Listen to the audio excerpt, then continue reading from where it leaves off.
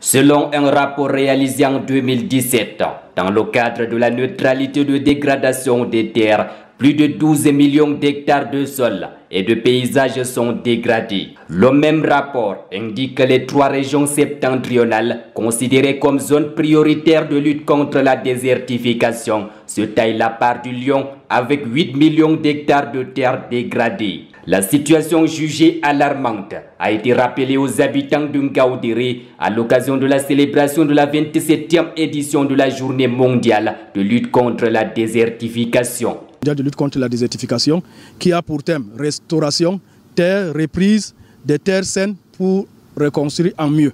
En fait, elle se célèbre le 17 juin, mais nous avons décidé de la célébrer aujourd'hui compte tenu des mesures sanitaires qu'il faut respecter et aussi cette journée mondiale de l'environnement. En fait, c'est une journée qui nous permet de se retrouver entre nous, c'est-à-dire ceux qui respectent ceux qui veulent, ceux qui accompagnent l'environnement.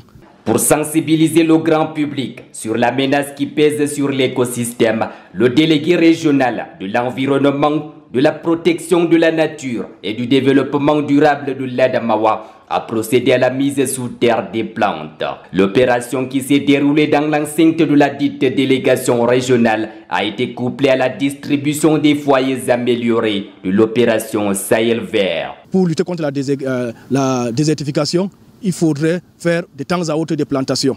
Nous allons faire des sensibilisations sur les foyers améliorés de type centrafricain, c'est-à-dire que ce sont des alternatives pour l'utilisation des bois de chauffe. Bon, pour cette journée, nous avons décidé de mettre en terre une 50aine de plants. Nous allons aussi mettre à disposition du public une 30aine de foyers améliorés. Juste, nous savons que les foyers améliorés sont une alternative pour la réduction de l'utilisation du bois de chauffe. En plus de la coupe illégale d'arbres, l'une des principales causes de la perte de la biodiversité dans la région de l'Adamawa est l'exploitation illégale des ressources minières. Au-delà donc des actions de reboisement, des initiatives en faveur d'une utilisation optimale de ces ressources doivent être de mise afin de réduire considérablement la superficie des sols dégradés qui reste très important.